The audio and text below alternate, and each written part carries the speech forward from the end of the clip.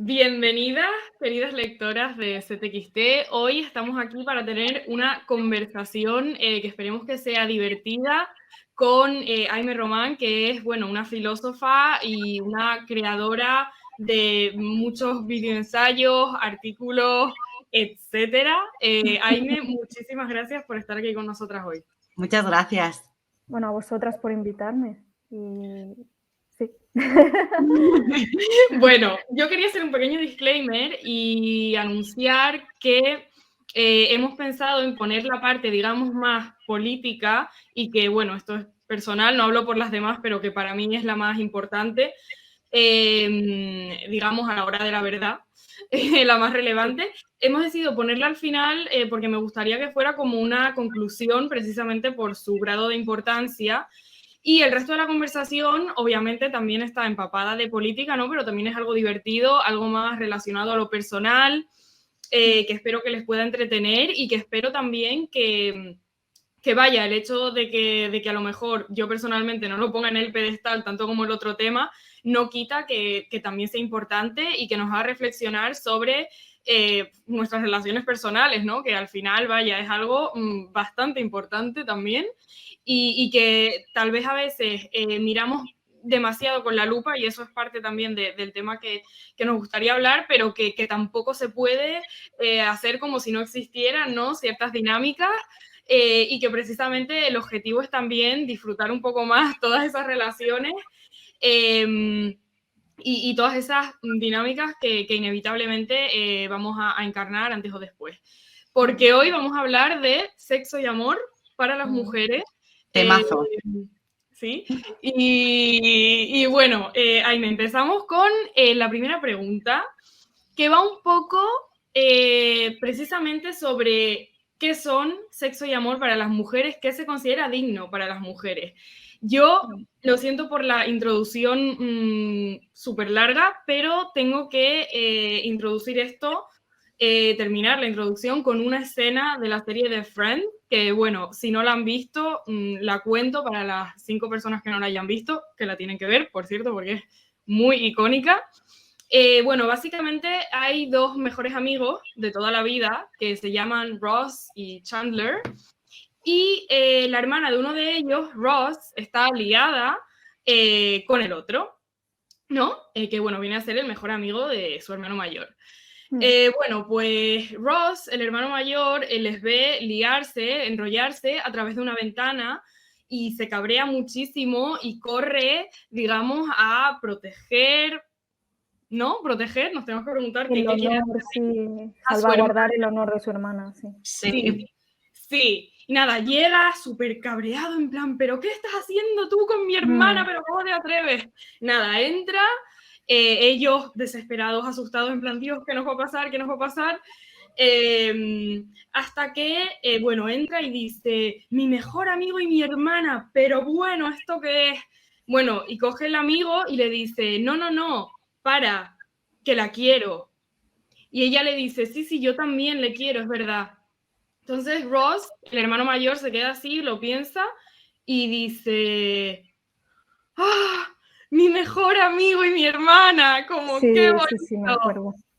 Entonces, claro, ¿qué cambia ahí, no? Que hay amor, que vale, que puede ser el ingrediente secreto, yo soy la primera que lo piensa y todo lo que tú quieras. Ahora bien, ¿por qué parece que el sexo para las mujeres tiene que ser sí o sí indigno si no hay amor de por medio? Porque es esto lo que nos está diciendo esa escena, ¿no? Y lo que vivimos en nuestra carne constantemente. ¿Tú qué opinas, Aime? Y también un punto relevante, o sea, evidentemente ya queda implícito por el comentario que haces, pero claro, una cosa importante a tener en cuenta es que en un primer momento no se enfada con ella, sino con él. Es decir, lo que entiende es que él, al estarse acostando con ella de forma esporádica, casual, sin que, asume él, exista un vínculo afectivo, significativo, etcétera, o no haya, digamos, un compromiso, ¿no? O digamos, él es lo que cree en ese primer momento, ¿no? Que no hay un compromiso detrás de permanencia en el tiempo, ¿no? Por así decirlo, piensa que él le está quitando algo, está devaluando de alguna forma a Mónica, ¿no? Entonces, claro, es curioso cómo se enfada con él porque dice, ostras, lo típico, ¿no? De hombres que se enfadan con sus colegas si flirtean con sus hermanas o con otras familiares suyas, ¿no? Dices que si fueran otras mujeres igual les parecería bien, pero cuando es una persona de su familia que merece un trato diferente, etcétera, entonces no vale que solo la quieras para una noche, etcétera, ¿no? Entonces no vale que ella sea una presa más dentro de todo este ritual de la caza, este consumo de cuerpos, ¿no? Que se dice tanto, esta expresión. Y es curioso eso, ¿no? Que es él el que, es decir, o sea, de alguna forma la agencia de ella queda totalmente en entredicho, ¿no? Entonces sería perfectamente posible que efectivamente la relación fuera casual y que fuera algo que hubiera iniciado ella sabiendo perfectamente que, bueno, no necesariamente la cosa se va a traducir en una relación estable y duradera a largo plazo, ¿no? Entonces es curioso cómo da por hecho que sería él el que se estaría aprovechando. Y, ¿sabes? Entonces, eso también es curioso, ¿no? Bueno, al final todo se remite un poco a la dicotomía virgen puta o madre puta. Siempre estamos volviendo a eso, siempre estamos volviendo a la casta de mujeres que merecen cuidados y la casta de mujeres que están solo para divertirse mientras tanto, ¿no? Como una especie de pasatiempo. Entonces, en el momento en el que cree que Chandler está tratando a Mónica como el segundo tipo de mujer, siente que es una afrenta a su familia y, bueno, a la dignidad de su hermana y al honor de su hermana. Pero en el momento en el que siente que, no, es que igual querrá formar una familia con ella, es que igual querrá casarse con ella. Entonces, de repente, como que ese honor puesto en entredicho se redime, ¿no? Es como, sí, cuanto menos es ilustrativo de cómo solemos pensar esta clase de cuestiones, sí. Efectivamente, así es, y además, volviendo incluso a la misma serie, ¿no? También está la relación precisamente de Mónica con Richard, que también, digamos, uno de los mejores amigos de su padre, y bueno, en este caso de su padre, no de su hermano, pero básicamente eso, de uno de los hombres más cercanos de su familia.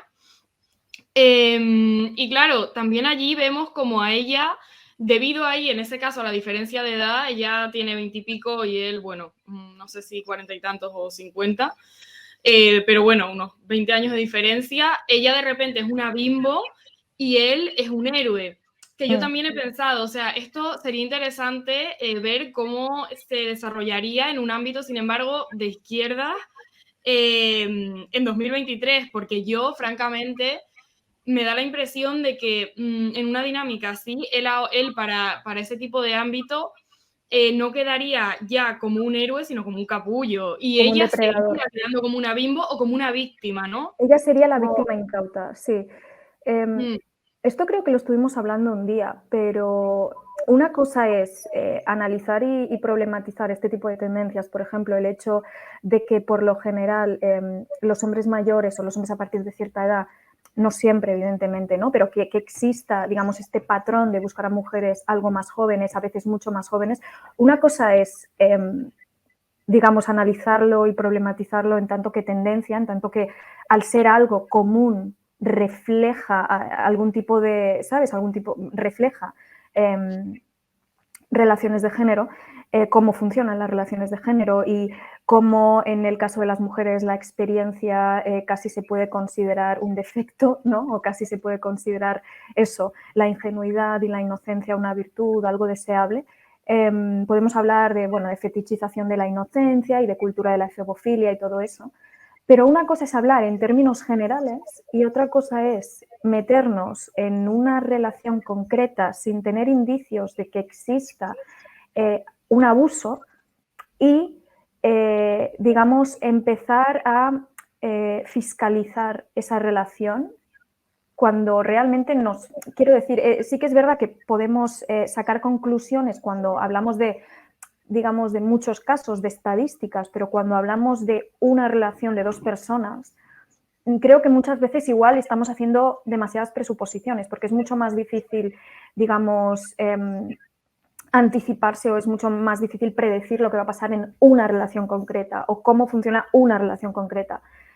¿No? Si estamos analizando 100 relaciones y decimos que, bueno, en todas estas relaciones donde hay, digamos, un hombre significativamente mayor que la mujer, podemos decir que en estas 100 o 1000 relaciones, en la mayoría de los casos, él se va a comportar de cierta manera y probablemente acertemos. Pero cuando estamos hablando de un caso individual o, digamos, de una pareja concreta, creo que muchas veces igual la gente no sé, tengo la sensación de que puede haber feminismos que se extralimiten en sus funciones y al final incluso en el caso de que efectivamente haya una relación de poder y haya, digamos, una simetría importante e incluso haya dinámicas abusivas, si se quiere, al decirle a esa mujer, bueno, eres una pobre víctima que no sabe lo que está haciendo, etcétera, no sé si igual lo que estamos haciendo es alienarla, ¿no? O sea, estaba pensando en cómo se trata muchas veces, por ejemplo, últimamente a cómo se ha increpado en TikTok, he visto que se increpa mucho a Billie Eilish por estar saliendo con un hombre que creo que es 10 años mayor que ella. Y claro, aparte de estarte metiendo en una relación sobre la que no sabes nada, el problema es que incluso lo que estás haciendo muchas veces al criminalizar, no criminalizar, pero sí al pedirle, exigirle explicaciones o cancelar a esa mujer que se encuentra en esa situación, lo que estás haciendo es abocarla todavía más a los brazos de esta persona que imagínate que igual sí que es un depredador, ¿no? Es un poco lo que seguramente pasó con Laura Escanes y Risto Mejide. Hay algo que me dice, es una intuición que tengo, que probablemente el hecho de que todo el mundo estuviera en contra facilitó que ella se apegara más a él, porque había como, digamos, todo este halo, ¿no? Toda esta narrativa de es un amor imposible, nadie más, nadie me entiende, pero tú sí que entiendes porque te quiero. O sea, estoy también especulando, no tengo ni idea de cómo fue su relación, pero me refiero a que tengo la sensación de que esta forma de intentar salvar a veces es contraproducente. Una cosa es que se lo digas a una amiga tuya en confianza, teniendo tacto, oye, ¿cómo lleváis esta relación, tal, no sé qué, ¿sabes? No sé muy bien cómo lo abordaría yo, pero quiero decir que una cosa es hacerlo con personas cercanas y la otra es pedirle explicaciones a una desconocida de internet, ¿sabes lo que te quiero decir? Ya. Entonces, creo que aparte de ser contraproducente, es que es extralimitarnos y, no lo sé, ser invasivas incluso. Entonces, a veces es una línea delgada, de verdad. Yo me estoy acordando ahora, justo que decías también esto de Laura Escanes y de Risto. No sé si conocéis a Demi Lovato, la cantante norteamericana, que estuvo varios años saliendo con Wilmer Valderrama. Sí. Y hace, no sé, un año, una cosa así, sacó una canción en donde ella básicamente le canta a él.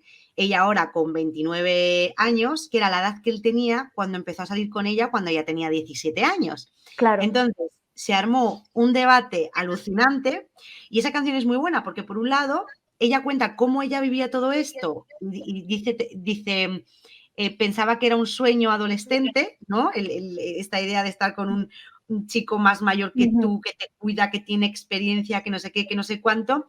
Y por el otro lado dice, ahora yo tengo la edad que tú tenías cuando estabas conmigo y alguien de 17 años no se me pasaría por la cabeza. Sí. Entonces, es como, wow, cómo ha cambiado también el paradigma, ¿no? Desde que ella tenía 17 años hasta ahora que tiene 29 años, ¿no? Ese paradigma es una cosa generalizada, o sea, podemos decir, ¿no? Un poco como en línea de lo que estabas comentando, ahora sería inimaginable, ¿no? Leonardo DiCaprio ha empezado a salir con una de 19 años, se aplica a las mujeres, no a los hombres.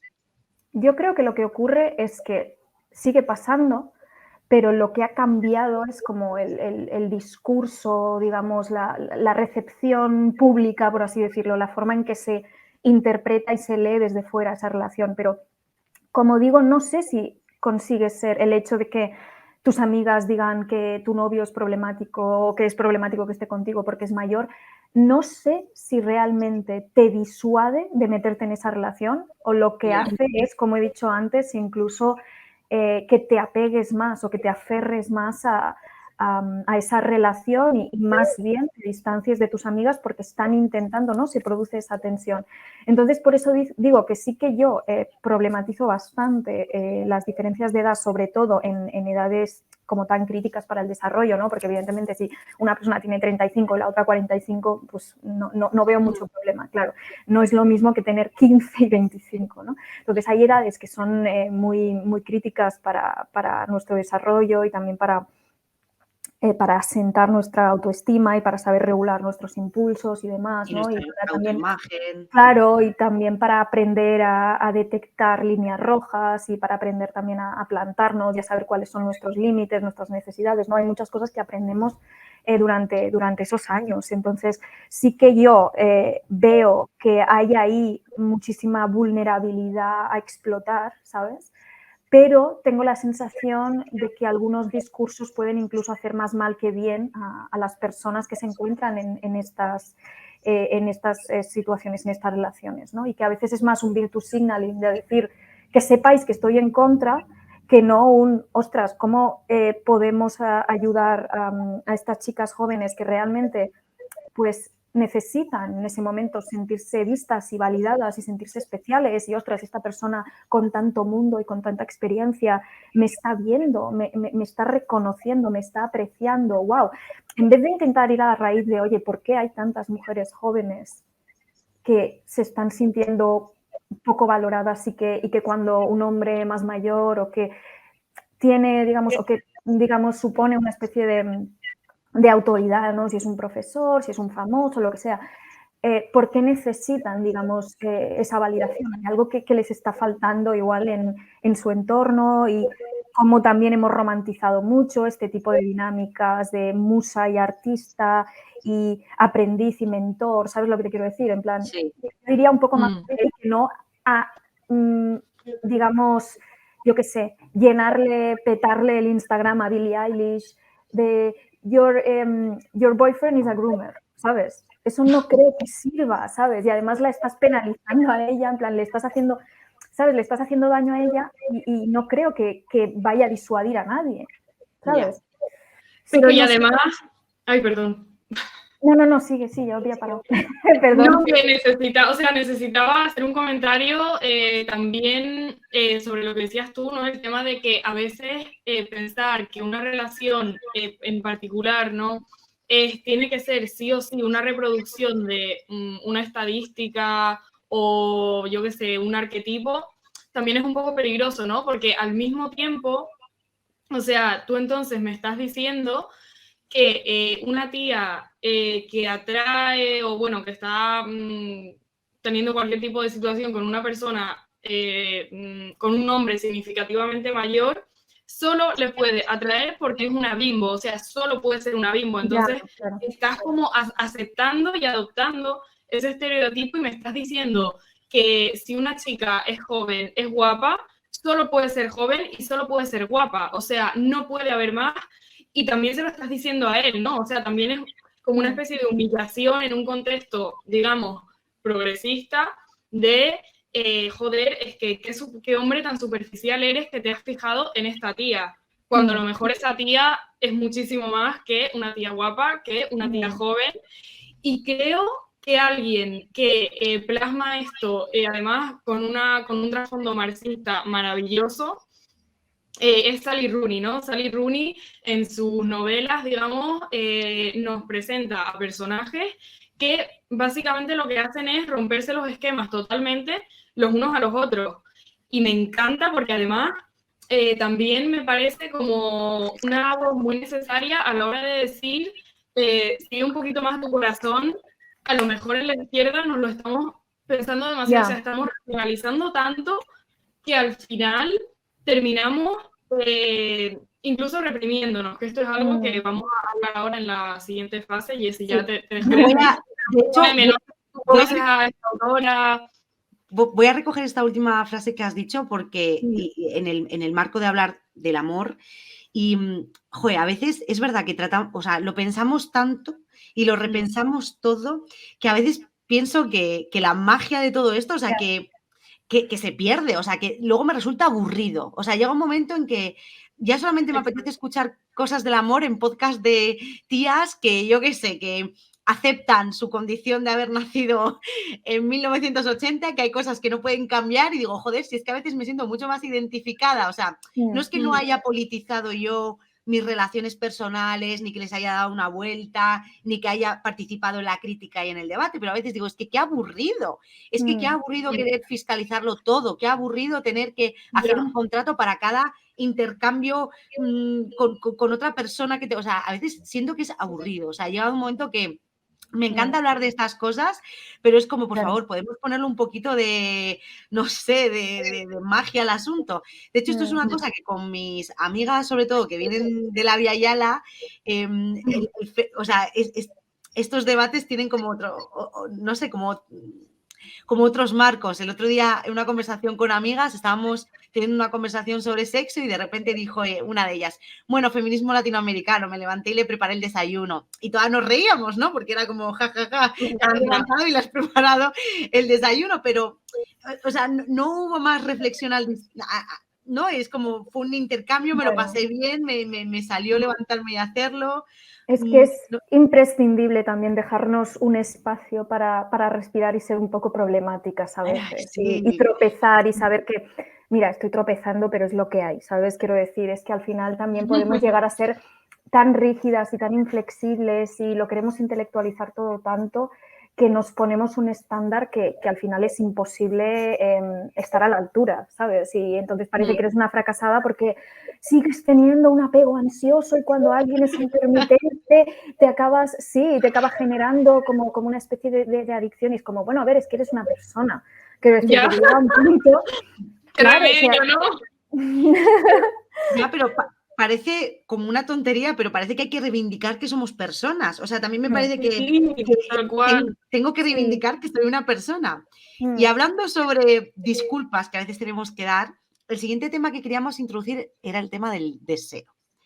Fijaos, en esta flagelación que tendemos nosotras a hacernos constantemente, el otro día me puse la serie de la BBC Norte y Sur, que es una adaptación de la novela de Elizabeth Gaskell, que es mi novela decimonónica favorita, Norte y Sur. Y este personaje, que estaba yo enamoradísima de la idea de este tipo de masculinidad, era el dueño de una fábrica que está todo el rato enfadado y que es muy inteligente, pero también es muy poco emocionalmente accesible y entonces se enamora muy locamente de la protagonista y tienen como diálogos muy interesantes. Entonces, yo, claro, me la puse el otro día y dije yo, wow, este tío es súper violento. O sea, es como, este tío ahora mismo no cumple los estándares mínimos para que a ninguna persona le guste. Y compartiéndolo con amigas en una conversación, en plan, Dios, es increíble el tipo de hombre que a mí me gustaba cuando era una adolescente. Empezamos a hablar del deseo y de qué cosas nos gustaban, de dónde venían nuestros deseos. Y yo que sé, al final abrimos un debate muy curioso y acabamos pues siendo un poco sinceras incluso sobre el tipo de porno que se consumía, las cosas que en realidad deseas pero que no te arriesgas a decirlo públicamente. Entonces, yo quería introducir como esta parte, ¿no? ¿Qué cosas se pueden desear? ¿Qué cosas no se pueden desear? ¿Qué cosas cumplen con los estándares del feminismo supremacista de lo que se puede desear? ¿Qué no? ¿Cuál es el debate? ¿Dónde estamos? ¿Qué deseáis vosotras? Si quieres hablar tú, porque yo me voy a poner un poco teórica y luego si queréis hablo también de mis intimidades, pero es que necesito hacer como todo. ¿Le das, Fiore? A ver, le doy... Joder, ahora no sé qué decir. No, a ver, yo algo... Es que quiero ser formal. Pero es que una anécdota que me ocurrió el otro día, que no sé si le he llegado a comentar, bueno, sé que la he comentado con gente a la que hemos entrevistado aquí en privado, precisamente porque ocurrió, bueno, que un amigo mío me contestó una historia que puse sobre un podcast muy grande, muy famoso que hay en España, que tampoco voy a nombrar porque no voy a exponerme aquí tampoco a criticar así, pero sí que es verdad que una vez vi un pequeño snippet, ¿no?, de ese podcast que la verdad me quedé flipando, francamente, porque salía la chica diciendo, claro, es que a las mujeres nos toca todo lo malo, poner lavadoras, hacerle sexo oral a los hombres, y siguió diciendo cosas. Y claro, yo la subí y dije, pero tía, o sea, que... Y me contestó mi amigo, que es gay, le gustan los hombres y creo que había un cierto nivel de comprensión y solidaridad. Y me dice, o sea, ¿tú te das cuenta de que está diciendo literalmente que está realizando prácticas sexuales que no le gustan? Y para mí, más allá ya de eso, que es como, mira, realizar prácticas sexuales que no te gustan, ahí podemos tener una conversación de por qué se hace, porque es algo muy común y podemos, digamos, se puede debatir, ¿no? El problema que yo le veo más grande es que está diciendo ya de por sí que hacer eso es algo malo, es un sacrificio, ¿no? Algo que haces porque tienes que hacer. Y entonces yo me pregunto, ¿qué nos están permitiendo desear? Porque claro, ahora resulta que si tú haces eso porque te da la gana, de repente eres machista. O sea, ¿no será que a lo mejor es un poco un amiga date cuenta que igual es que no te gusta esto? O sea, en plan, o sea, no se supone que es algo que debes hacer porque tienes que hacerlo, se supone que es algo que haces porque te gusta. Y si no te gusta, pues no sé, pregúntate por qué, ¿sabes? Pero es como ya ponerlo, calificarlo como algo malo, y encima, desde un supuesto feminismo, es que me parece que reprime el deseo de muchísimas otras mujeres heterosexuales, joder, que quieres hacer lo que te dé la gana, que por qué tenemos ahora, es que vamos, es que parece que es el feminismo de la Iglesia Católica, lo siento, yo respeto mucho la religión y me encanta, pero que yo soy fan. No, de verdad, pero eso no quita que la Iglesia Católica sí que haya reprimido sexualmente, especialmente en España, especialmente en el sur de Europa. Y a mí, de verdad, que me preocupa que ahora el feminismo esté reproduciendo discursos de Iglesia Católica. O sea, ¿pero esto qué es? No sé, a mí, yo quería hacer este comentario porque es algo que he pensado mucho, se lo he comentado a mucha gente y realmente veo que o sea, ahora parece que estoy haciendo el orgullo hetero, que tampoco soy hetero, pero bueno, parece que esto... Aquí nadie. ¿El qué? Que aquí no, nadie. Ya. No me lo había dicho, pero ya lo he dado por hecho. Pero joder, o sea, yo lo que digo es en plan, vamos a ver, ahora parece que las mujeres heteros vamos a ser las únicas que no vamos a poder expresar nuestro entusiasmo, porque yo veo que los hombres gays a tope, las mujeres lesbianas a tope, todo el resto parece que es como puedes de verdad contarle al mundo lo que te entusiasma, hacer de X cosas, y si eres una mujer hetero, uy, igual es un poquito machista mostrar ese entusiasmo y no sé, eres Juana la loca, ¿sabes? No sé. ¿Qué opinas, Jaime? Como que, bueno, voy a meter una turra importante porque hay como varias cosas que quiero comentar. Y sé que vosotras, en plan, no me malinterpretaríais, pero para situar un poco, contextualizar un poco, sobre derivas pseudo-puritanas y juicios. Ay, ¿puedes parar, mi gato, aquí? Sobre... Es que está tirándome esto todo el rato. Vale, pues eso, sobre lo que estabas comentando, ¿no? Que además no es necesariamente incompatible lo que dices con ser críticas, con un imaginario sexual hegemónico que dictamina que el sexo tiene que ser de una forma concreta y que dicta que hay ciertas prácticas que son prioritarias y otras que son accesorias. Y, por ejemplo, estaría bien que esta mujer hubiera señalado que por lo general se suele, en contextos heterosexuales, se tiende a priorizar el sexo oral realizado a los hombres versus realizado a las mujeres, ¿no? Que hay muchas mujeres que cuentan que han hecho más sexo oral del que han recibido, por ejemplo. Si habláramos en esos términos, me parecería que la conversación podría dar más de sí, podría ser más constructiva, podría ser más fructífera, sin necesidad de hacer juicios de valor, ¿sabes? Y sin necesidad de decir que tal o cual práctica por sí misma es degradante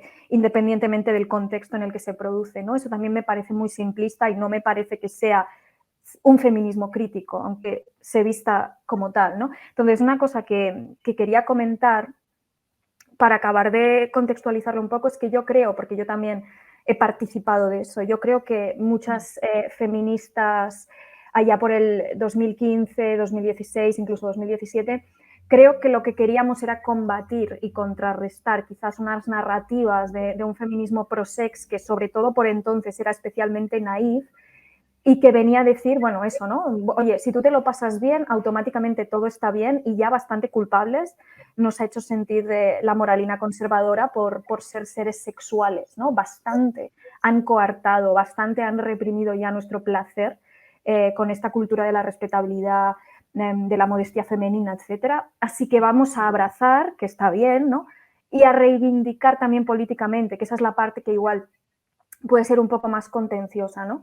Como empoderante, ¿vale? El problema es que esto se haga casi acríticamente, ese es el problema, ¿no? Cualquier fantasía, cualquier inclinación, cualquier preferencia. Entonces, yo creo que, al menos yo personalmente, el único problema que tengo o que tenía, sobre todo antes, ahora también, pero también he leído quizás o he entrado en contacto con algunos discursos pro-sex, pues un poco más, digamos, un poco más sofisticados, si se quiere, o más nuanced, ¿no? El problema que tenía con este enfoque es como una tendencia a naturalizar lo dado, ¿no? Por ejemplo, que resulta que todo indica que hay muchas mujeres que erotizan el hecho de sentirse subyugadas, digo en la cama, incluso vejadas. Esto significa, ¿no? Es la conclusión que pueden extraer muchas mujeres. Bueno, esto significa que al final esa sumisión, pues oye, forma parte de la sexualidad femenina y nadie debería problematizarla porque implicaría infantilizar a las mujeres, ¿no? Implicaría tutelarlas, implicaría negarles su agencia, su autonomía sexual para tomar sus propias decisiones y disfrutar de su sexualidad y canalizar sus fantasías de la forma que les plazca, ¿no? El problema que veo con enmarcar el debate de forma como tan dicotómica es que parece como si no existiera una tercera vía, como si no existiera la posibilidad de no avergonzar ni culpabilizar a las mujeres, ni quitar carnés de feminista, pero preguntar en líneas generales, ¿no? En qué medida todo este imaginario sexual, coitocéntrico, androcéntrico, etcétera, ¿no? Todas estas expectativas, todas estas inercias, todos estos guiones, ¿qué tanto estaría este imaginario sexual mediado por estas relaciones sociales y en qué medida y bajo qué contextos y bajo qué circunstancias podría estar reforzando estas relaciones? Pero una cosa es eso, o sea, yo por ejemplo sí que soy partidaria de poder analizarlo todo y, como digo, de poder problematizarlo todo, pero quizás en términos más generales, o sea, atendiendo a ciertos patrones, pero sin hacer en la medida de lo posible, aunque a veces la gente se va a sentir juzgada y se va a sentir atacada independientemente de cuál sea tu intención, ¿no?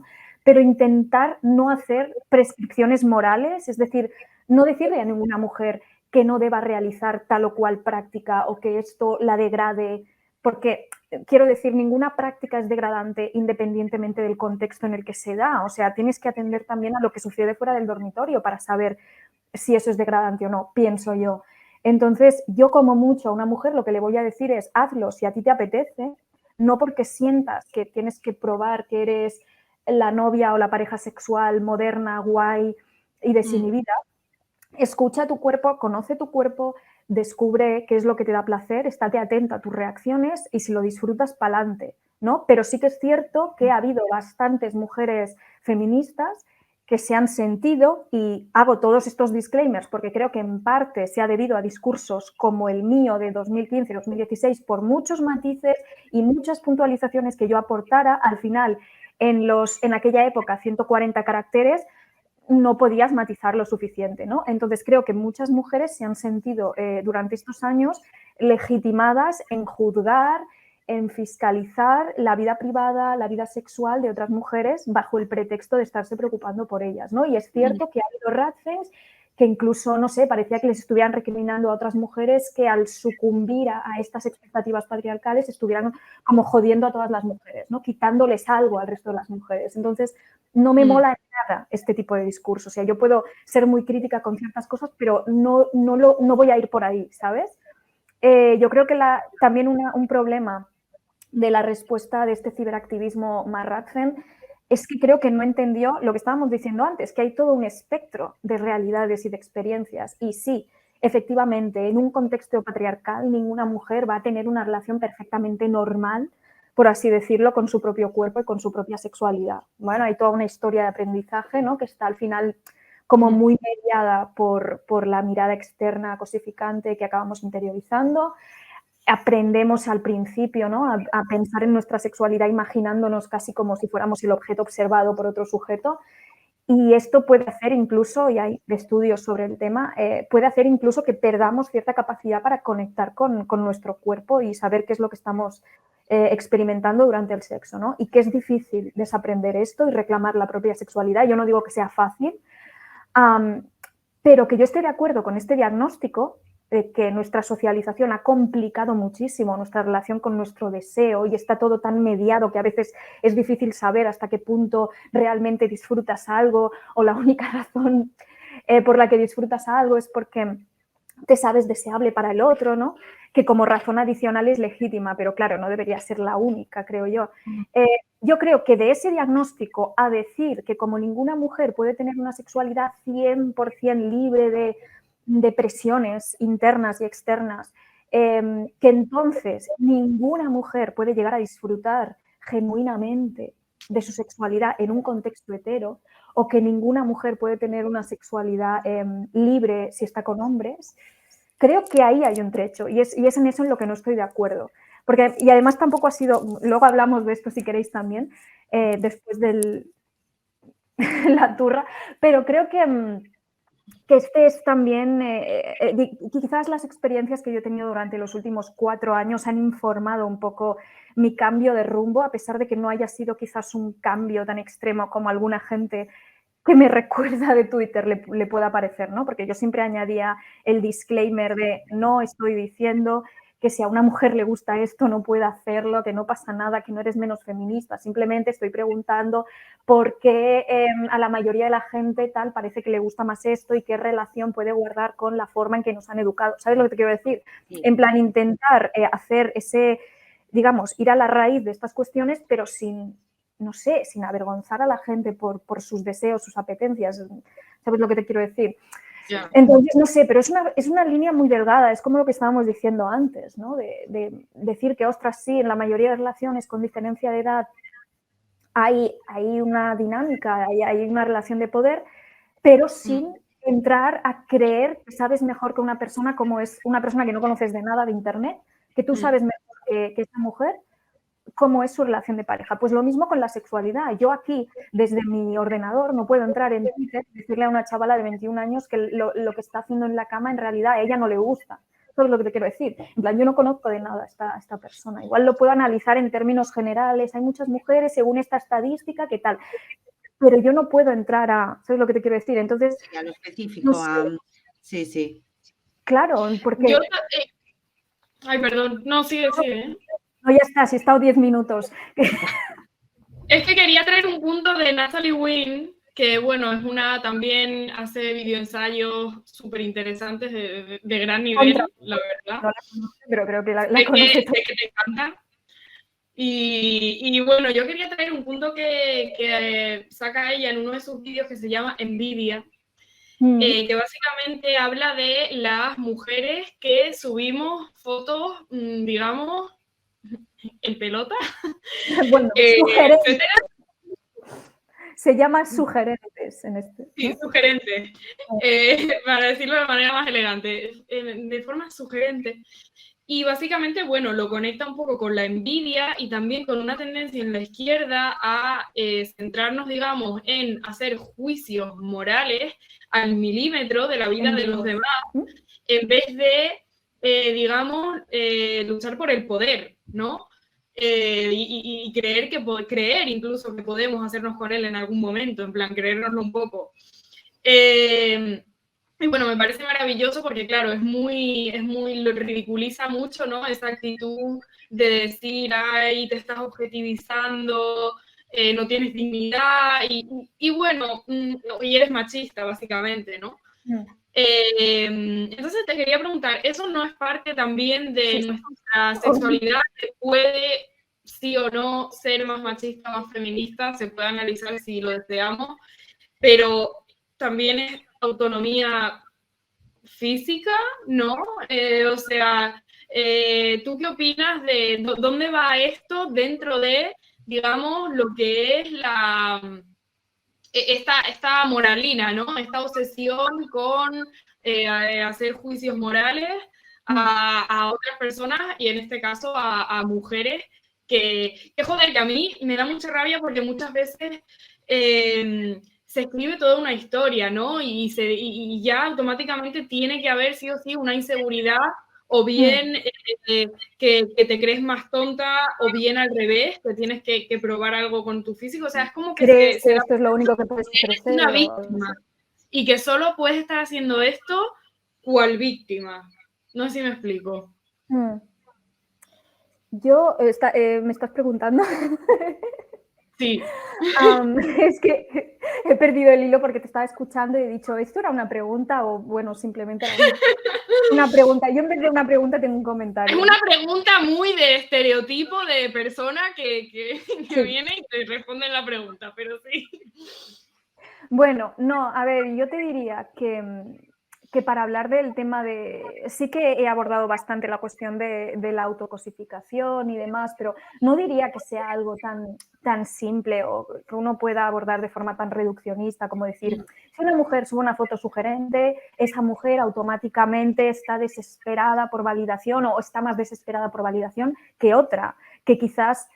no está subiendo esa foto cuando igual se haría subirla, pero no la está subiendo porque tiene como más interiorizada una vergüenza. Quiero decir que no es cuestión de decir, uy, esta se respeta menos que esta. O sea, ya, ¿sabes? No tiene sentido, hola, que pensarlo en estos términos. En todo caso, sí que, por ejemplo, no estaría mal preguntarse, oye, ¿y por qué es cierto que las mujeres en Instagram suelen subir más fotos de este estilo que los hombres? Si igual pensamos, como digo otra vez, a gran escala, sí que podríamos ahí extraer conclusiones generales sobre por qué la mayoría de la gente podría estar haciendo esto o lo otro. Pero eso no significa que yo pueda entrar en el perfil de una persona y hacer, ¿sabes? Trazar como el perfil psicológico, ya no solo y pensar, bueno, es que esta persona no cree en sus propias facultades, no cree en su inteligencia, no cree que esto es lo único que puede aportar. O sea, esa es como efectivamente es una lectura súper machista, ¿no? Como es una lectura muy patriarcal, de nuevo estamos otra vez como, vale, es una puta, ¿sabes? Y no sé, yo no haría esa lectura. O sea, sí que, por ejemplo, en chavalas muy jóvenes lo puedo, claro, no es tu caso, o sea, sí que eres joven, pero quiero decir, estaba pensando en chicas de 15, 16, lo que puede pasar muchas veces es que eso, todavía no están lo suficientemente cómodas con su cuerpo y no conocen todavía, digamos, sus límites, entonces quizás lo hacen por impulso porque su influencer favorita lo está haciendo y no están preparadas psicológicamente para toda la mierda que les cae después. Entonces esto igual sí que, ojalá viviéramos en un mundo en el que el hecho de haber subido una foto en ropa interior o sugerente o lo que sea, no comportara ningún tipo de represalia ni de repercusión, pero es lo típico que por desgracia todavía vivimos en ese mundo, entonces tampoco sé si es buena idea promover entre personas muy jóvenes que hagan algo si todavía no entienden qué consecuencias puede acarrear, ¿no? Entonces, suena un poco victim blaming, evidentemente no es culpa tuya que alguien, por ejemplo, decida no contratarte por esa razón. Ya digo que es que no tendría que ser así.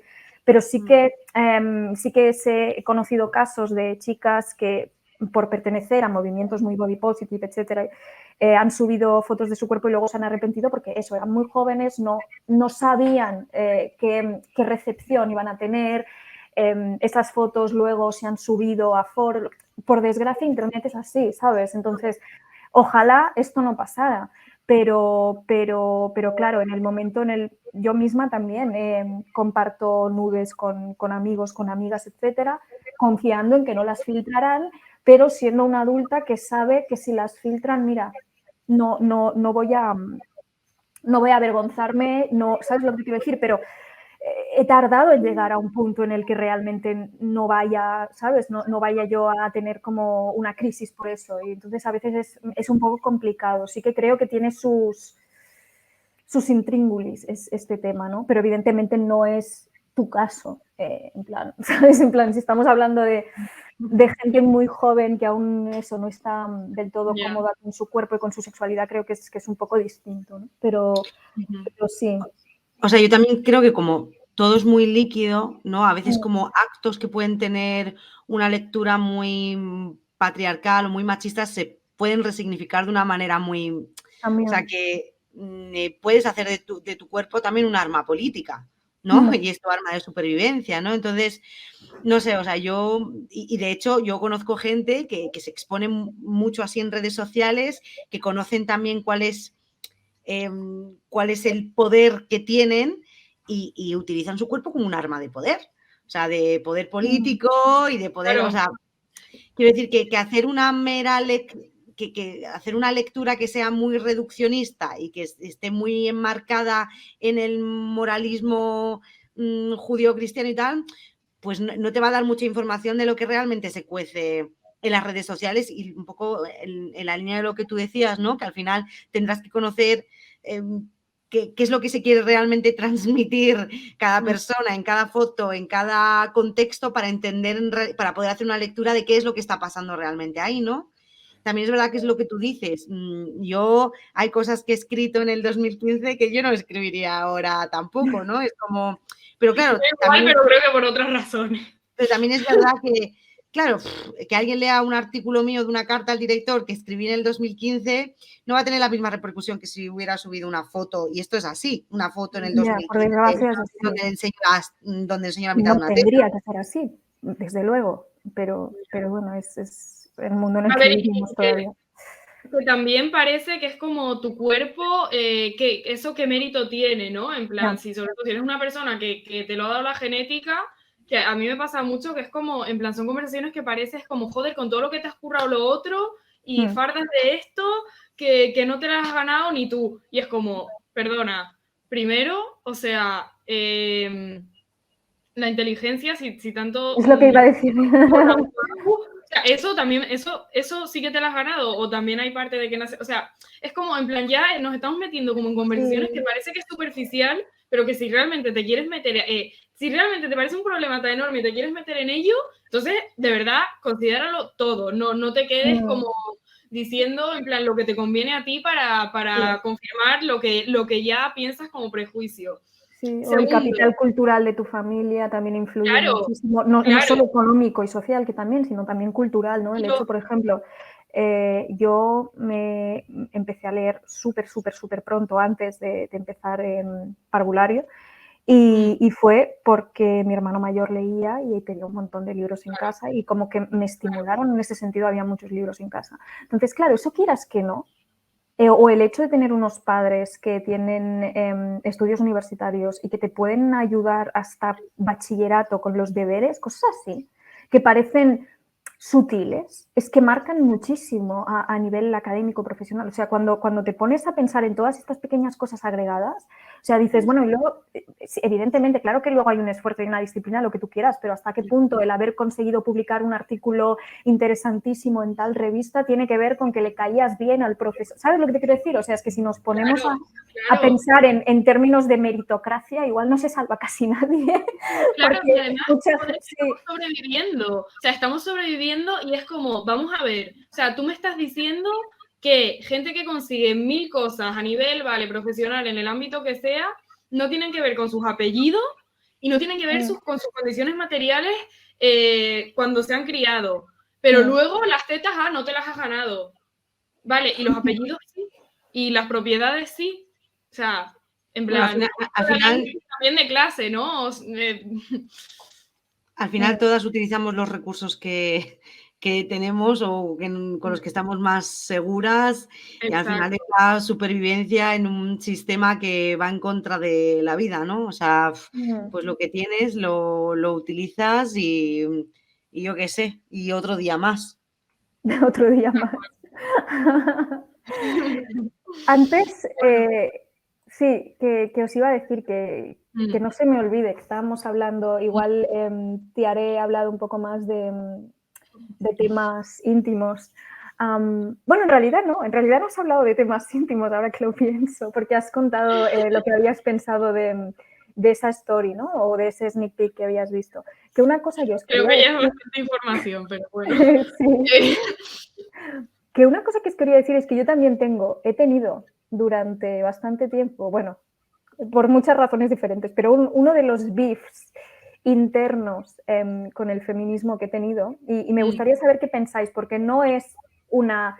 Es bastante un popular opinion lo que voy a decir, aunque creo que, o sea, lo escribí en Instagram y creo que tú le diste like, o sea que no debes estar muy en desacuerdo. Que me ha hecho sentir un poco agraviada y un poco engañada en el feminismo por una cosa, y es que yo, por ejemplo, hace años era incapaz, creo que esto lo hemos hablado, era incapaz de sentir nada y mucho menos placer durante la penetración vaginal, ¿no? Como mucho sentía incomodidad, dolor. A veces igual había como un breve destello de placer, pero que dices, no compensa todo ese ejercicio físico y todo ese esfuerzo, ¿sabes lo que te quiero decir? Y claro, lo que di por hecho fue que, bueno, como han contado, como han narrado muchas mujeres, yo solo sería capaz de sentir placer y además de llegar al orgasmo, con la estimulación de lo que es la cara externa del clítoris, ¿no? Porque siempre nos sacan esa famosa estadística. Claro, años más tarde acabo descubriendo que con otra clase de compañía, con otra clase de ambiente, con otra preparación, otro trato, además de disfrutarla, puedo tener orgasmos mediante la penetración y encima con relativa facilidad, cuando antes parecía impensable. Es decir, claro, digo, ostras, esa barrera que yo creía que estaba en mi cuerpo, en mi fisiología, resulta que era algo, por un lado, psicológico, porque también tiene que ver con la relación que tengo ahora con mi cuerpo y con mi sexualidad, pero también era algo contextual, era algo relacional, era algo incluso social, si se quiere, ¿no? Entonces, claro, yo creo que sí que, por un lado, el feminismo ha acertado al comprender que es necesario hacer una crítica a lo que es el coitocentrismo, el hecho de entender el coito vaginal casi como un sinónimo de sexo, ¿no? Pero que ha errado al centrar esa crítica en el hecho de que, según muchas encuestas, el 75% de las mujeres no puedan llegar solo mediante la estimulación obtenida a través de esa penetración, ¿no? Porque creo que puede estarse naturalizando incluso ¿sabes? Una falta de cuidados y de estimulación previa y quizás otros factores, ¿no? Como las propias expectativas coitocéntricas. Porque es perfectamente lógico que no disfrutes plenamente de una práctica si resulta que se considera obligatoria o mandatoria o algo que hay que hacer sí o sí, en vez de ser una opción más a tu disposición. Si la quieres, la tomas y si no, la dejas, ¿no? Que es como tendría que ser. Entonces, entre eso, que puedes acabar tú presionándote, que te presiona el otro, todas las expectativas relativas al coito, ¿no? El que la gente quiera imitar las posturas fotogénicas propias de la pornografía, ¿no? O que la gente piense que el ritmo tiene que ser de determinada manera o que tiene que entrar del todo, que no tiene por qué, porque cada cuerpo es distinto e igual hay gente que no, ¿sabes?, que no quiere o no lo necesita, lo que sea. Como que hay muchas pequeñas cosas que creo que acaban saboteando esta práctica y que nos impiden ser más creativas y usar la imaginación y descubrir qué es lo que funciona para cada persona, ¿no? Entonces, evidentemente, no es malo, no es defectuoso, no pasa nada por no disfrutar de eso, porque quiero decir, el sexo abarca muchísimo más. Pero lo que quiero decir es que, no sé, estamos como normalizando esa ausencia de cuidados al decir, no, bueno, es que lo que pasa es que tal, al achacarlo a una cuestión más fisiológica, más anatómica, ¿no? Y claro, y esto es algo que he comentado también, evidentemente no estoy diciendo que no haya que politizar el hecho de que la cara, o sea, la cara externa, el botoncito del clítoris haya sido invisibilizado y que en muchas interacciones sexuales pase totalmente desapercibido cuando tiene el doble de terminaciones nerviosas que el pene, ¿no? Como desperdiciar una enorme fuente de placer. O sea, no digo que eso no haya que politizarlo, pero sí que me pregunto si caemos en el error de acabar pensando en el sexo en un sentido como muy mecánico, muy anatómico, muy para disfrutar, tienes que estimular esto así, tienes que tocar esto de esta manera y con este ritmo, como sin prestar igual suficiente atención a aspectos más contextuales, más relacionales y sin intentar descubrir qué es lo que funciona igual para cada persona, porque no todos los cuerpos son iguales, ¿no? Y es un poco un dilema que me surgió incluso con el Satisfyer, porque tuve sentimientos encontrados, porque por un lado creo que es muy positivo que muchas mujeres hayan podido explorar más su propio cuerpo y descubrir, por ejemplo, ostras, mira, este movimiento, esta postura, esta velocidad funciona para mí, ¿sabes? Pero claro, luego leía mucha gente que decía totalmente en serio, no irónicamente, Bueno, es que ahora no necesito ninguna pareja sexual, en plan, porque nadie va a estar a la altura de esta máquina. Y es como, joder, que es una máquina, ¿sabes? El sexo en principio es un medio de expresión y de comunicación. Estamos entendiendo el sexo de una forma como muy instrumental y muy desapegada. Y claro, lo que pasa es que dices, bueno, si esto los hombres lo han estado haciendo históricamente, entiendo que puede chirriar un poco que la gente lo empiece a problematizar, ¿no? El entender el sexo de esta manera tan mecánica, en el momento en el que las mujeres empiezan a hacerlo, ¿sabes? Y eso. Bueno. Sí, dime. No, nada, que yo quería coger lo que has dicho del contexto para sacar el tema al que he aludido antes, que a mi parecer es vamos, sin eso no hay nada, sin eso no hay nada. Y quien me conoce ya sabe a dónde voy, condiciones materiales. En la revista Jacobin, Jen Pan y Ariella Thornhill tuvieron una conversación sobre la educación sexual, ¿no? Y sacaron a colación algo que yo nunca escucho que la gente mencione, ¿no? Desde la izquierda, lo cual me parece, vaya, una red flag, o sea, me parece una vergüenza que se hable de estos temas y se nos olvide que vivimos bajo el capitalismo, bajo el neoliberalismo y bajo condiciones materiales que a la gran mayoría nos impiden disfrutar de la vida y nos impiden disfrutar del amor, del sexo, seamos mujeres o seamos hombres, o seamos de cualquier género, francamente. ¿Por qué? Pues porque, vamos a ver, dormir en un sillón cama afecta. No fiarte ni del agua de tu ducha afecta. No tener agua caliente afecta. ¿Qué comes? Afecta. ¿Cómo te puedes maquillar? Afecta. ¿Y cómo te puedes vestir? ¿Y qué tiempo tienes? ¿Y con quién vives también? ¿Con quién compartes el piso? Es totalmente clave en tu vida romántica y en tu vida sexual, literalmente. O sea, cambia todo. Entonces, si la vivienda no está garantizada, si que esa vivienda sea segura y tú puedas no morirte de frío en invierno y no sudar a mares en verano de calor, si tú no tienes sanidad pública para controlar que tú no tengas infecciones, para controlar que todo vaya bien, que tu salud sea buena, entonces, ¿de qué estamos hablando? Porque podemos pegarnos aquí hasta 2030 teniendo estas conversaciones y seguramente seguiremos sacando conclusiones, algunas serán guays, otras menos, nos lo pasaremos bien, será entretenido, pero a la hora de la verdad, si no tenemos garantizado lo básico, es imposible que haya disfrute de cualquier tipo, porque es que, por ejemplo, incluso con hambre, o sea, claro, es que son cosas que a veces se da por hecho o se nos olvida que precisamente no están garantizadas y no son algo que podamos dar por hecho, y fíjense en la gravedad de ese dato, y entonces se nos olvida como si no fuera parte de esta conversación, cuando realmente incluso el tema de las inseguridades, o sea, las inseguridades, vale, ok, igual no tienes un cuerpo normativo, vale, pero igual tienes un cuerpo normativo y tu ducha es una mierda. O sea, hablando claro, es que vamos a ver, es que las inseguridades vienen de muchos lados, ¿no?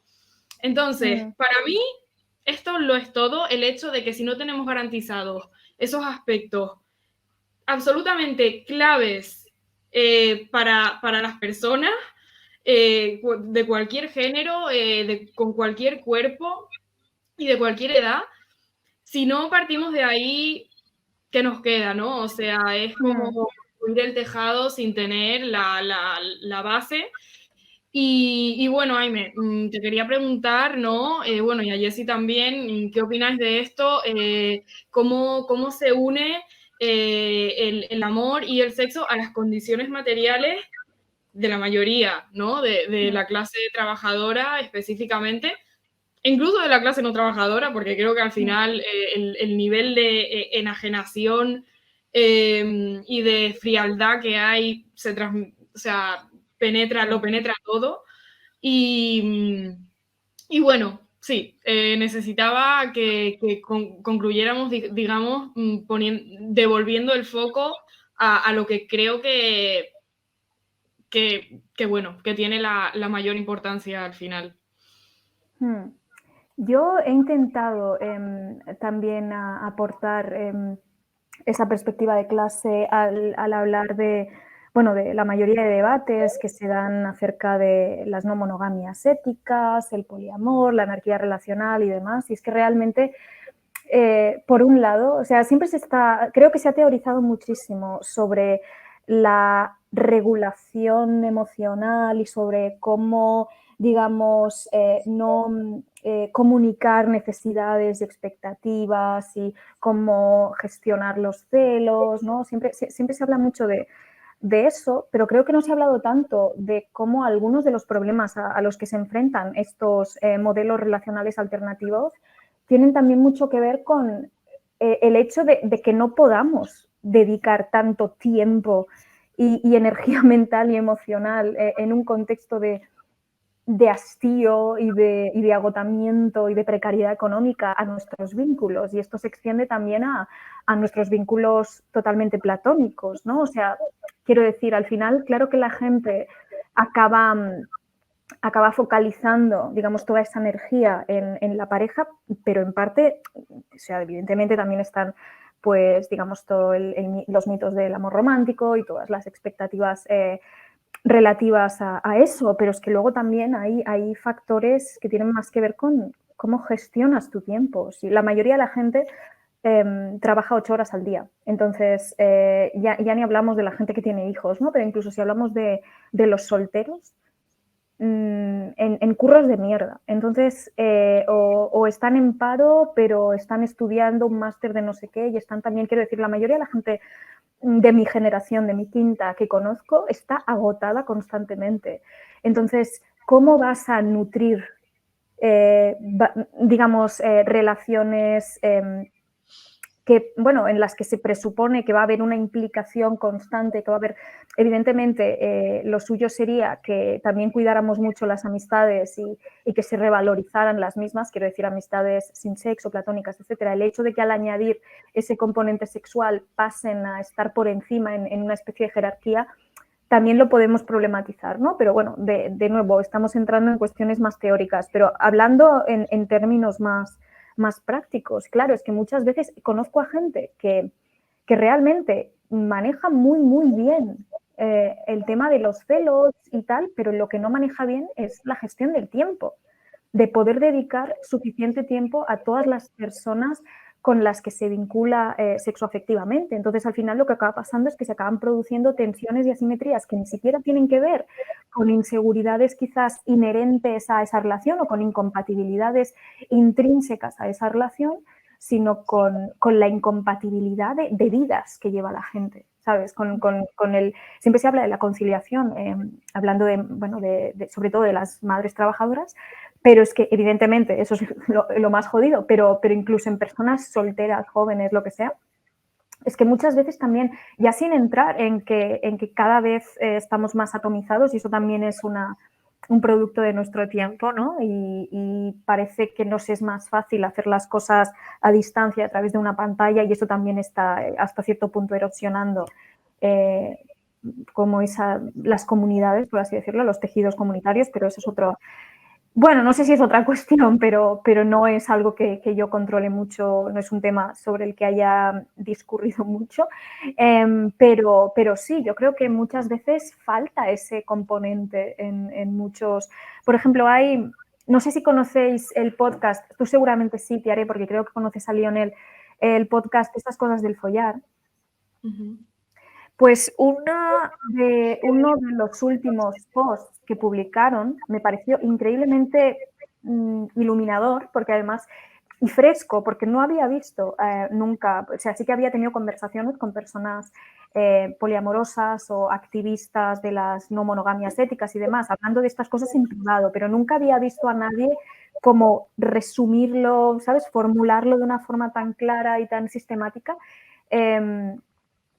Lo encuentro ahora, igual te leo uno, porque es todo el rato hablando de, lo que hace es hablar de diferentes modelos relacionales que se proponen, sobre todo en las redes sociales, y de la clase de impedimentos que hay a nivel de recursos materiales y a nivel de cómo gestionar el tiempo. Entonces, por ejemplo, cuando habla de... por ejemplo, cuando habla de anarquía relacional, dice, claro, ¿cómo el anarquismo político, el anarquismo relacional necesitaría redes, gente que lo practique conjuntamente? ¿Se puede ser anarcoindividualista relacional? Los contextos capitalistas de precariedad y fatiga dificultan las cosas. Nos cuesta encontrar tiempo para los cuidados y para la generación, ¿no? de esas redes, por ejemplo, ¿no? Entonces, lo típico de la gente se dice anárquica relacional, pero al final lo que acaba haciendo es polisoltera. Tiene a su pareja y sí que la prioriza por encima de los demás vínculos. Tiene como una pareja o una especie de persona que es como un ancla y luego tiene otros vínculos, pero al final eso, quiero decir, es más un ideal al que se aspira, que no algo que de facto se esté dando, esa anarquía relacional, por ejemplo, ¿no? Que yo conozca, ¿no? Y luego, pues eso, por ejemplo, una cosa que dice sobre, sí, en contextos capitalistas y patriarcales hay una lógica extractivista. Me interesa el vínculo mientras me sirva, mientras pueda extraer algo de él, ¿no? Y basados en un cálculo racional que fomenta una mentalidad empresarial. Entonces, me gusta mucho cómo incluso siendo un podcast y bueno, siendo una cuenta de Instagram que hace activismo no monógamo, está hablando de cuáles son las limitaciones en un contexto capitalista patriarcal de todos estos modelos relacionales, ¿no? Evidentemente no está diciendo aquí que la monogamia sea mejor, porque no es una cuenta de monogamia, sino de no monogamias, pero está, digamos que tiene justo esa autocrítica que algunas veces ha faltado en este tipo de propuestas alternativas, ¿no? Y no sé, nada, que me parecía interesante, pero no sé si me he ido un poco del tema. No, yo de hecho, un poco como hilando lo que estás diciendo, me acuerdo del libro este de ¿Qué es el amor? De Eva Youth y de la parte que habla del mercado del matrimonio, ¿no? Y de cómo, porque es una tendencia que yo estoy viendo ahora un poco más modernizada con todo esto de los sugar daddies y lo de... Exacto, lo de buscar todas estas cosas es como, bueno, pues al final sí tradicionalmente en este contexto angloamericano, occidental o europeo, el matrimonio ha sido una de las principales herramientas que han tenido sobre todo las mujeres para poder salvaguardar sus condiciones materiales. Es como, joder, es interesante como... no ha sido la propuesta de cuestionar lo que es el amor romántico lo que nos ha llevado a esa liberación de esas cadenas, sino ha sido la propia falta de recursos de estar volviendo casi a periodos victorianos en términos de condiciones materiales, lo que ha traído de una manera un poco más moderna o maquillada al final la misma problemática de, oye, necesito cosas, entonces un sugar daddy, o oye, necesito cosas, entonces mi pareja o mi pareja principal, esa persona a la que yo puedo extraerle cosas mientras me sirvan, no están en un marco de la emoción, sino en un marco material. Entonces, volvemos a las mismas dinámicas, a los mismos roles por cuestiones materiales. O sea, no hay una liberación posible, ¿no? De salir de este mercado si no hay un cambio de sistema, ¿no? Y cómo tiene nuevos nombres, se readapta, pero al final es lo mismo. Sí, y lo que he visto es que muchas de estas mujeres, yo creo que igual aciertan hasta cierto punto en el diagnóstico, pero hierran al identificar culpables, ¿no?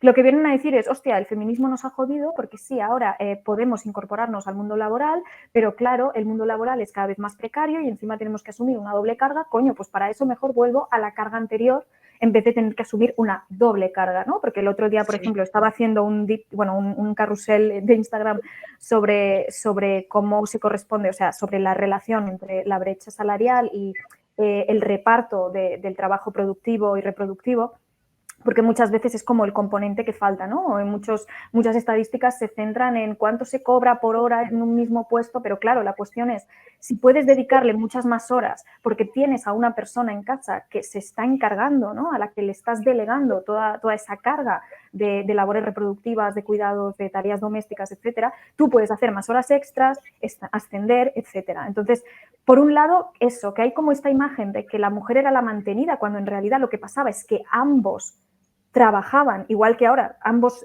digamos, trabajan, solo que ella todavía más, ¿no? Pero igual eso, el INE el otro día lo estuve consultando y decía que si sumábamos las horas de trabajo remunerado, no remunerado y desplazamientos, digamos, la jornada semanal media de la mujer era todavía más alta que la de la media de hombres españoles, ¿no? Porque, claro, vas sumando y al final el tiempo de más que estás, digamos, encargándote de la crianza, etcétera, todo eso, realmente es más que el tiempo de menos que estás trabajando, o sea, que al final estás haciendo más que nadie, ¿no?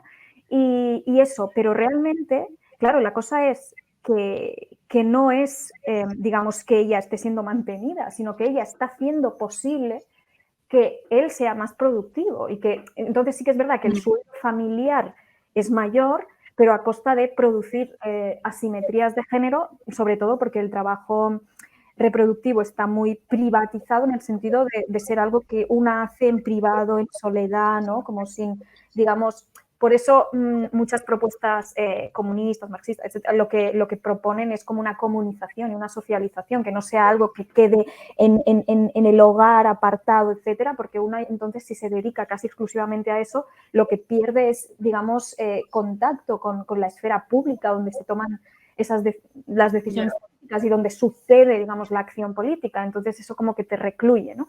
Pero bueno, en cualquier caso, ¿qué es lo que les pasará a estas tradwives? Que van a tener probablemente muchas de ellas este problema de quedar totalmente recluidas y ver que eso, bueno, cada persona es un mundo, ¿no? Pero por lo general no creo que sea particularmente satisfactorio. Entonces, sí, lo que te iba a decir, porque me he ido totalmente de hilo, es que, claro, lo que vienen a decir es, ostras, nos ha fallado el feminismo. Y yo no digo que el feminismo no haya fracasado en muchos frentes y en muchos sentidos, pero nos ha engañado el capitalismo. O sea, el problema es que nos han engañado. O sea, el problema no es que reivindiquemos poder participar de la esfera productiva, sino que no se ha repartido y además el propio Estado no ha asumido digamos, todas las labores que tienen que ver con la reproducción de las condiciones materiales de existencia, porque ¿para qué va a hacerlo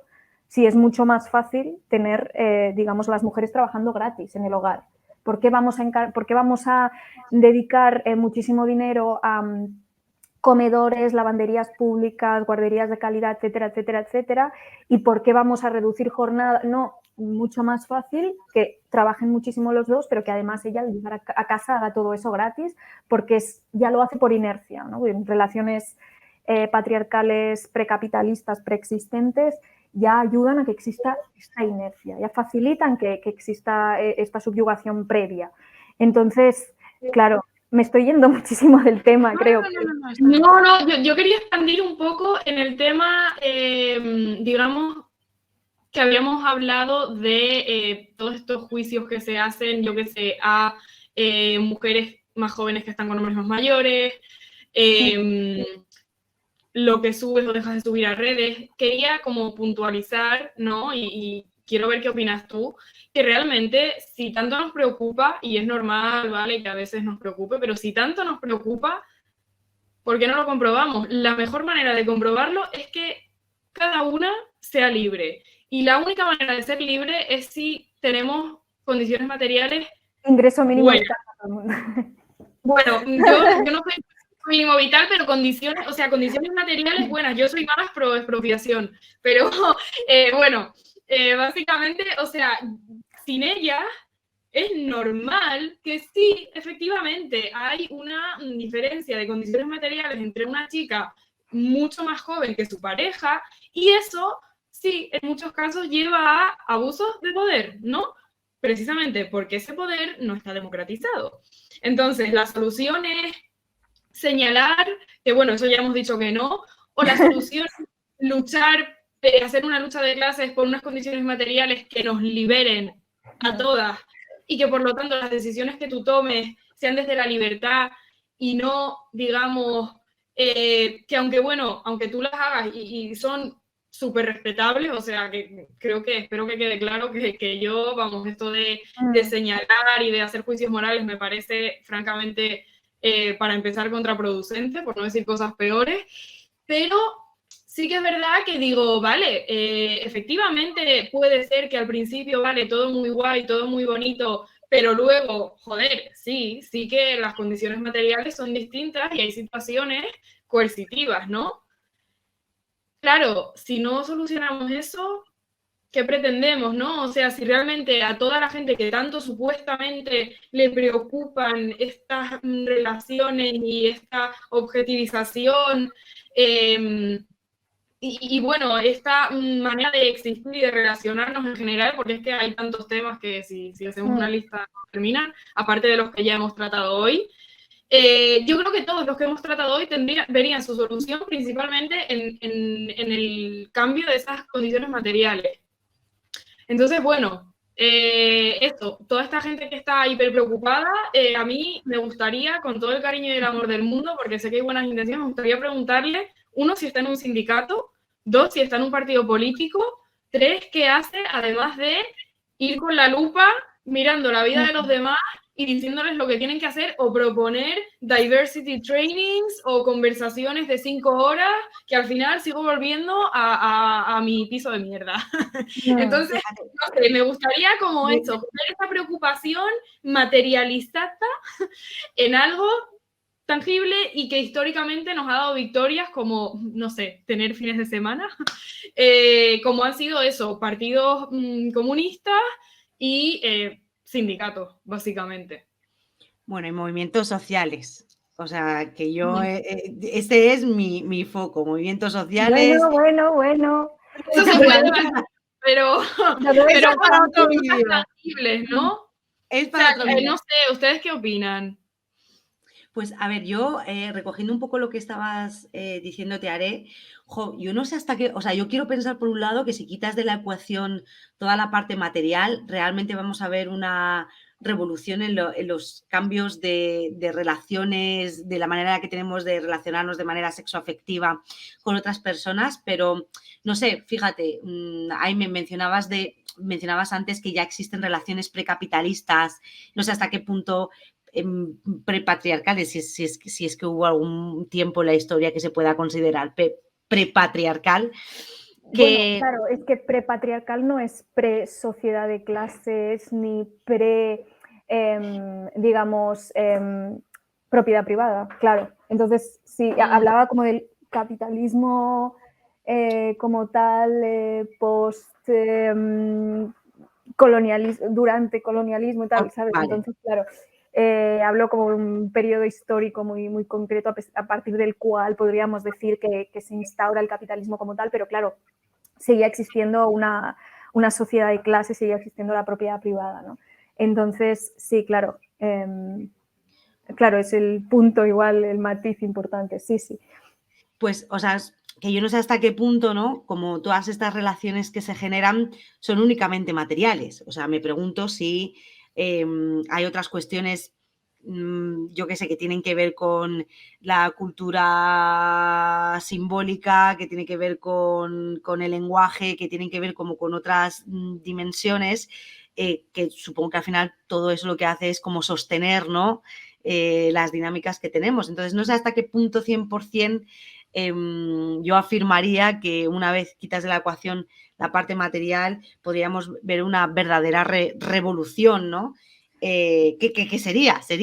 Y es importante y hay que buscarla, ¿no? Pero no sé, ¿qué pensáis? Pero supongo que la cuestión es no pensar lo material en términos estrictamente y exclusivamente económicos, es decir, las relaciones patriarcales en el sentido de estas formas históricas que se han ido solidificando y que luego digamos, el capitalismo se ha nutrido de ellas y también las ha aprovechado y de alguna forma las ha ido amoldando a sus necesidades, pero que existían previamente, también son materialidad, quiero decir, en el sentido de...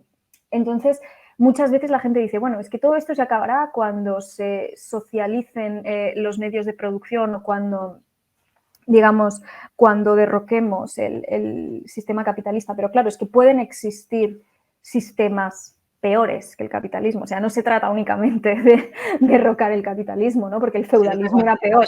Entonces, claro, el feudalismo es peor. Entonces, ¿qué? Podemos volver a un antiguo régimen, ¿sabes? Entonces es cuestión de tener una sociedad sin clases, ¿no? Es cuestión de aspirar a eso. Entonces, claro, el cambio tiene que darse... Claro, un poco la pregunta y muchas veces el debate gira alrededor de hasta qué punto tenemos que esperar a que cambien ciertas relaciones que podamos etiquetar de materiales o productivas para ponernos a repensar ciertas cosas o a corregir ciertos hábitos, etcétera, porque claro, hasta nos puede parecer que es inútil, que es estéril, pero claro, también necesitamos que se den una serie de, digamos, de condiciones subjetivas para estar preparados para un cambio de esas dimensiones. Entonces, a veces es un poco un dilema y muchas veces, y hay como muchos debates que giran, creo, alrededor de esta cuestión, ¿no? Del mientras tanto, de, ostras, pero vale, pero mientras tanto tiene sentido que intentemos en la medida de lo posible ganarle terreno a lo dado, el mundo conocido, el estado actual de cosas capitalista y patriarcal. Yo creo que hasta cierto punto sí, tenemos que dar algunos pasos que hagan posible que lleguemos a estar en un punto de organización, de conciencia que permita, digamos, ese horizonte revolucionario, ¿no? Porque, claro, no es algo que vaya a pasar sin más, o sea, sí que necesitamos como una transformación de las conciencias, ¿no? Y si se transforman las conciencias y además se producen cambios materiales que, digamos, garanticen que no volvamos a, ¿sabes? Que no volvamos a caer en lo de siempre. Entonces, no sé si estoy siendo muy abstracta porque ahora mismo, porque es un tema que cuesta igual a veces concretizar, ¿sabes? Concretar, pero creo que entendéis lo que quiero decir, ¿no? Que tiene que darse simultánea, o sea, no tiene que darse simultáneamente un cambio en esas relaciones materiales y un cambio en las conciencias y necesitamos que las condiciones materiales, que las estructuras, que las instituciones sean otras, que la organización socioeconómica sea otra, pero además también necesitamos, digamos, un cambio de paradigma. Y claro, porque sí, un paradigma. Básicamente es imposible imaginar una alternativa con los marcos de pensamiento que tenemos. O sea, es muy difícil pensar en otro mundo, es difícil pensar en otro sistema, es muy difícil pensar en cómo esto va a afectar a la ley, por ejemplo, claro, a la idea del derecho, o sea, cómo todo al final no está integrado en un mismo sistema y no se trata únicamente de decir, oye, pues yo qué sé, esto para todos. ¿No? O sea, necesitas de todo eso detrás que sustente, como dice Pastora, ¿no? A veces cuando hablamos lo de ese otro mundo es como, bueno, ¿y cómo es ese otro mundo? Tenemos que empezar a imaginarlo y tenemos que empezar a imaginarlo de una manera de qué va a suponer también, de qué sacrificios vamos a tener que hacer, ¿no? De si tú estás dispuesta o no estás dispuesta también a ceder mucho de lo que ahora son derechos y que tú tienes integrado como cosas que están atadas a tu propia existencia y que se tienen que deshacer también para dar paso. Entonces, bueno, que me encanta este debate y escucharte, ¿no? Porque me retrotrae a esta... A esta idea, ¿no? De biopolítica y todo esto, pero bueno, es verdad que pueden ser como cosas un poco abstractas, ¿no? Y que tratar de seguir la conversación puede ser un poco como, bueno, pero entonces, ¿qué hacemos? ¿No? Porque también acabas como, entonces, ¿qué hacemos? Porque si tengo que pensar en el derecho y tengo que pensar en ese otro mundo y tengo que pensar en un mundo feminista y tengo que pensar en un mundo sin clases y tengo que pensar en un mundo en donde se rompen las dinámicas coloniales que sustentan el capitalismo racial y todo eso, es claro, no sé, es como pensar en la nada y en el todo, ¿no? Es como... Yo es que jugaría a identifica el diferente en toda esa lista que has dicho y para mí hay uno que no es como los demás y es sociedad sin clases. Entonces, bueno, no sé si quieren... cerrar con eso. ¿El qué? Que podemos cerrar con eso.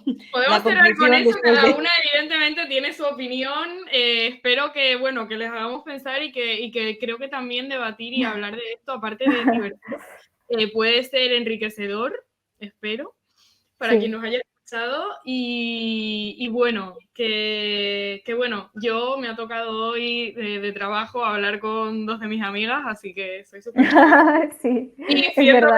que no me he callado mucho, pero claro, es que No, yo tampoco.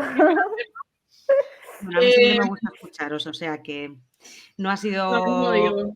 un gran sacrificio.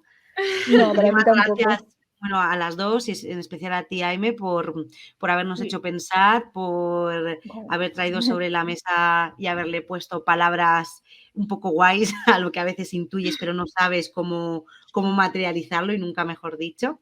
Muchas gracias por estar con nosotras y Muchas gracias a vosotras. He estado muy seguro que Gracias cómoda. seguiremos a las dos. en contacto, Seguro, contando contigo más veces, seguro. eso espero. Y en persona espero que también, no sé si alguien nos Sí. pide que hagamos un reality, pero que sepan que ocurrirá. Y bueno, muchas gracias por escucharnos y hasta la próxima, que esperemos que haya y que sea pronto. Hasta Un la besito. próxima.